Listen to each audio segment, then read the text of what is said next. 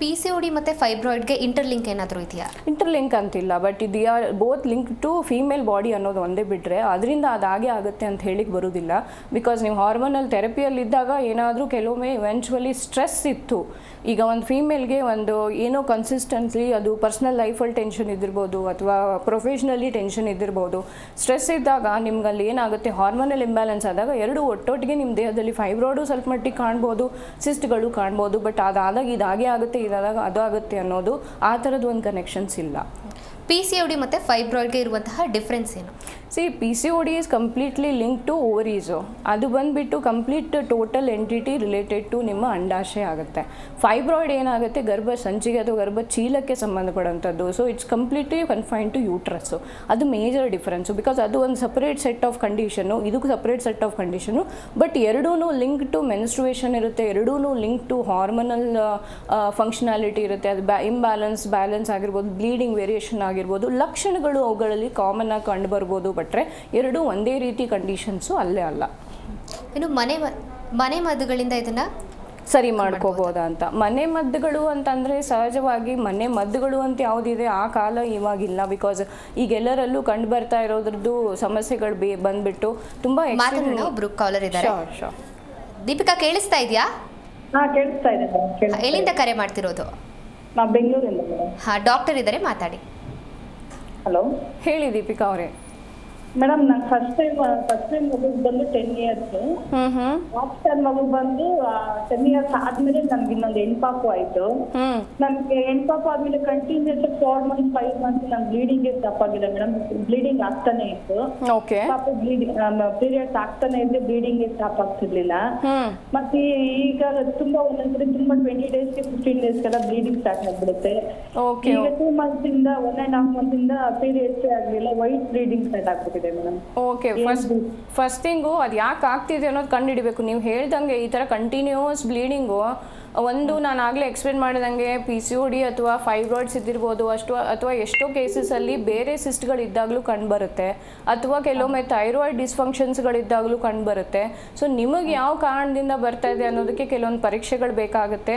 ಅದ್ರ ತಕ್ಕನಂಗೆ ಚಿಕಿತ್ಸೆಯನ್ನಾಗಲಿ ಅಥವಾ ಗೈಡೆನ್ಸನ್ನಾಗಲಿ ಕೊಡೋಕೆ ಅನುಕೂಲ ಆಗುತ್ತೆ. ನಿಮ್ಗೆ ಅನುಕೂಲ ಆದರೆ ಹೋಮಿಯೋಕೇರ್ ಇಂಟರ್ನ್ಯಾಷನಲ್ ಯಾವ ಬ್ರಾಂಚ್ ನಿಮ್ಗೆ ಹತ್ತಿರ ಇದೆ ಅಲ್ಲಿ ಬಂದು ಕನ್ಸಲ್ಟ್ ಮಾಡಿ.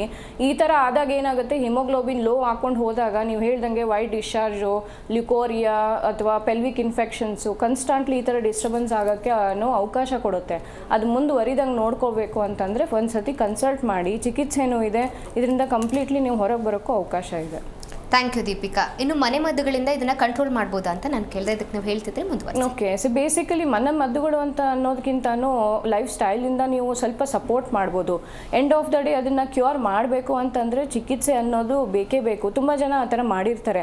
ನಾನು ತುಂಬ ಕರೆಕ್ಟಾಗಿ ಊಟ ತಿಂಡಿ ಮಾಡಿಕೊಂಡೆ, ನಾನು ಕೆಲವೊಂದು ಜೀರಿಗೆ ನೀರು ಆಗ್ಬೋದು, ಕೆಲವೊಂದು ಸಿನಮನ್ ಟೀ ಈ ಥರ ಎಲ್ಲ ತೊಗೊಂಡೆ, ಸ್ವಲ್ಪ ನನಗೆ ನಾರ್ಮಲೈಸ್ ಆಯಿತು, ಅದಾದಮೇಲೆ ಮತ್ತೆ ರಿವರ್ಟ್ ಬ್ಯಾಕ್ ಆಗ್ತಾ ಇದೆ. ಬಿಕಾಸ್ ಇದು ಮೆಡಿಕಲ್ ಕಂಡೀಷನ್ಸು ಡೆವಲಪ್ ಆಗೋದ್ರ ಹಿಂದೆ ಪೆಥಾಲಜಿ ಇರುತ್ತೆ. ಆ ಪೆಥಾಲಜಿಕಲ್ ಚೇಂಜಸ್ಗೆ ಕೆಲವೊಂದು ಸತಿ ಏನು ಮೆಡಿಸಿನ್ ಅನ್ನೋದು ಬೇಕಾಗುತ್ತೆ. ನೀವು ಮಾಡುವಂಥ ಮನೆ ಮದ್ದುಗಳು ಮೆಡಿಸಿನ್ ಕೆಲಸಕ್ಕೆ ಡಿಸ್ಟರ್ಬ್ ಮಾಡದೆ ಓನ್ಲಿ ಕಂಡೀಷನ್ಗೆ ಸಪೋರ್ಟಿವ್ ಆಗಿ ವರ್ಕ್ ಮಾಡುತ್ತೆ ಹೊರತಾಗಿ ಕ್ಯೂರೇಟಿವ್ ಆಗೋದಿಲ್ಲ. ಸೊ ಮನೆ ಮದ್ದುಗಳು ಓನ್ಲಿ ಅರ್ಲಿ ಫೇಸಸ್ಸಲ್ಲಿ ಸಣ್ಣ ಪುಟ್ಟ ಸಮಸ್ಯೆಗಳಲ್ಲಿ ಹೆಲ್ಪ್ ಆಗಬಹುದು.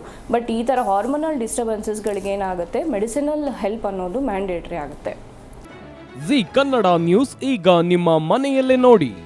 ಎಲ್ಲ ಕೇಬಲ್ಗಳಲ್ಲಿ ಈಗ ಲಭ್ಯ.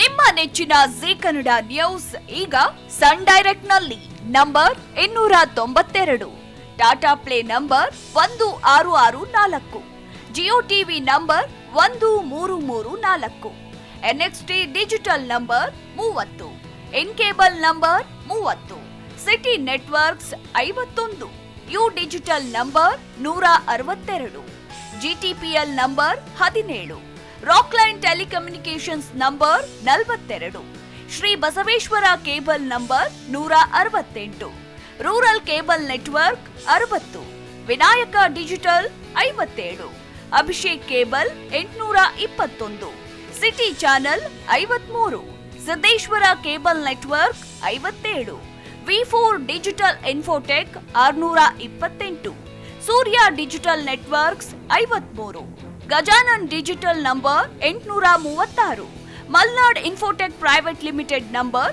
56, metrocast number 830, victory digital number 167ರಲ್ಲಿ ನೋಡಿ ಆನಂದಿಸಿ.